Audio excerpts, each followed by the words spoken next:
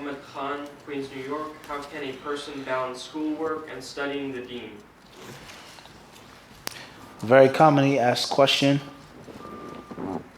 If you just want to study the religion for that which is obligatory, alhamdulillah.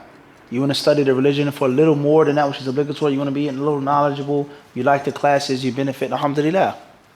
If you want to study full time, if you want to, take it to the next level and be a serious, self-respecting student of knowledge, then that's a whole different story. So the first two scenarios, it depends on how much you have to do of the worldly affairs. Studying, going to school, looking after your mom, taking care of your grandmother, taking care of your little brothers and sisters, whatever the case may be. You're married, you have children, whatever the case is. Make for yourself a timeline, an hour a day of studies, 2 hours a day. I read the Quran for an hour, I go to the masjid for a class, whatever you have the ability to do. If you can multitask, do a little bit, 20 minutes, each subject 30 minutes. If you have to just one subject a day, this is Arabic language, next day is Islamic studies, third day is Seerah, wahakadha.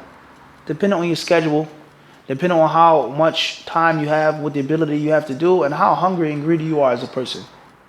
If you just want a little bit of knowledge, that's fine. If you want a lot of knowledge, you have to manage it, inshallah. As far as if you're trying to be actual, a serious student of knowledge, then that's something that you can't do with other things. You only have one heart in your chest. Allah tells us in the Quran, Surah 33. You don't have two hearts. And you only have one mind as well. You don't have more than one what? Everyone understand this? So if you really want to go overseas and study full time, going to school for this and doing that, you're wasting your time. You're what? Wasting your time. It's just not going to work. Period.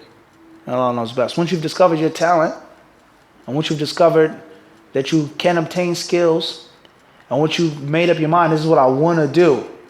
I dream about it in the nighttime and in the daytime. I aspire to this. Anything other than that is a waste of time.